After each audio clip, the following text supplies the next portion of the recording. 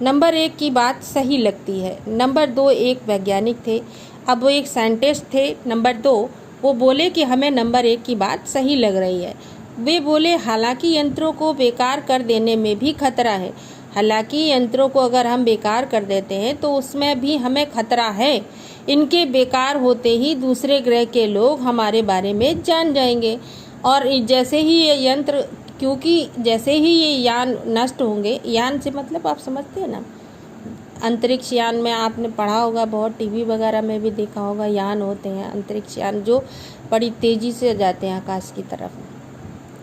ठीक है, तो दूसरे ग्रह के लोग हमारे बारे में जान जाएंगे, इसलिए मेरी राय में हमें सिर्फ अवलोकन करते रहना चाहिए। तो वो साइंटिस्ट बोले, जो दूसरे नंबर के थे, वह बोले कि हमें ये करना चाहिए कि हमें केवल इन्हें देखना चाहिए ठीक तरह से कि ये क्या कर रहे हैं।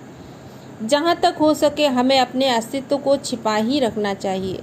और ये बोले कि हम यहाँ पर हैं, ये बात इनको पता नहीं होना चाहिए। हमें अपने अस्तित्व को छिपा कर ही रखना चाहिए, क्योंकि हो सकता है जिन लोगों ने अंतरिक्ष यान भेजे हैं वे कल को इनसे भी बड़े सक्षम अंतरिक्ष यान भेजें। क्योंकि हो सकता है कि जिन लोगों ने ये अंतरिक्ष यान भेजे हैं वो कल और भी बड़े सक्षम अंतरिक्ष यान भेजें। हमें यहाँ का प्रबंध कुछ इस तरह रखना चाहिए जिससे इन यंत्रों को यह गलतफहमी हो कि इस ज़मीन पर कोई भी चीज़ इतनी महत्वपूर्ण नहीं है कि जिससे ये लाभ उठा सकें।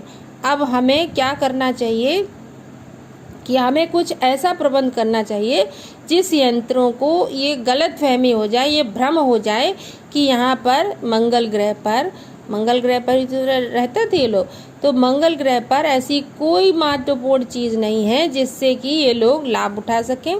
अध्यक्ष महोदय से मैं यह दरख्वास्त करता हूँ कि इस तरह का प्रबंध हमारे यहाँ किया जाए। दरख्वास्त मतलब अपील, मतलब मेरी ये बात है, मैं ये प्रार्थना करता हूँ। दरख्वास्त, अपील, प्रार्थना, निवेदन, है ना, कुछ भी।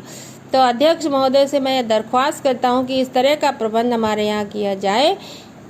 तो नंबर 3 सामाजिक व्यवस्था का काम देखते थे। ये बात किसकी थी? ये नंबर 3 की थी। नंबर 1 ने कहा कि हम इनको नष्ट कर सकते हैं। नंबर 2 ने कहा, नंबर 2 साइंटिस्ट थे, उन्होंने कहा कि हमें इनको बेकार कर देने से खतरा है, इसलिए हमें इन्हें सिर्फ देखना चाहिए। और नंबर 3 ने बोला कि हमें ऐसा कुछ प्रबंध करना चाहिए कि इन्हें ये भ्रम हो जाए कि यहाँ पर इनके लायक कुछ भी चीज़ नहीं है। उनकी बात के जवाब में अध्यक्ष कुछ बोलने जा ही रहे थे कि फ़ोन की घंटी बज उठी और उनकी बात का जवाब देने के लिए अध्यक्ष महोदय कुछ बोलने ही जा रहे कि तब तक कि एक फ़ोन की घंटी बज उठी। अध्यक्ष ने चोंगा उठाया। अब पहले जैसे मोबाइल जैसे तो होते नहीं थे, वो घिरने वाले नहीं, वो गोल गोल घुमाने वाले वो होते, वो चोंगा लगा के कान में बात करते। पहले आपने वो जो वैसे वाले लैंडलाइन वाले वो फ़ोन थे वो भी देखे होंगे, उसको चोंगा ही बोलते हैं। तो चोंगा उठाया। 1 मिनट बाद सभा को संबोधित करते हुए उन्होंने कहा, फिर वो 1 मिनट बाद सभा को संबोधित करते हुए बोले क्या कि भाइयों, अंतरिक्ष यान क्रमांक 1 हमारी ज़मीन पर उतर चुका है। जो अंतरिक्ष यान क्रमांक 1 है वो हमारी ज़मीन पर उतर चुका है। वो दिन छोटू के लिए बड़ा ही महत्वपूर्ण दिन था। पापा उसे कंट्रोल रूम ले गए थे, क्योंकि ये इसके लिए महत्वपूर्ण दिन क्यों था? क्योंकि उसकी दिली ख्वाहिश थी कि वो कंट्रोल रूम देखे, और उस दिन उसे उसके पापा जो है घुमाने ले गए।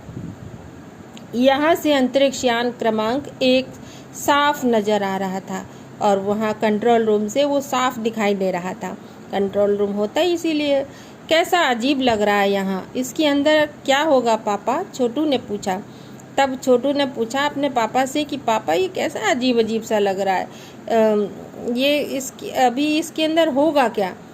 तो पापा ने जवाब दिया, अभी नहीं बताया जा सकता, अभी से ही दूर से ही उसका निरीक्षण जारी है अभी, क्योंकि उसका चेकिंग उसकी जारी है, निरीक्षण जारी है, तो अभी उसको बताया नहीं जा सकता। उस पर बराबर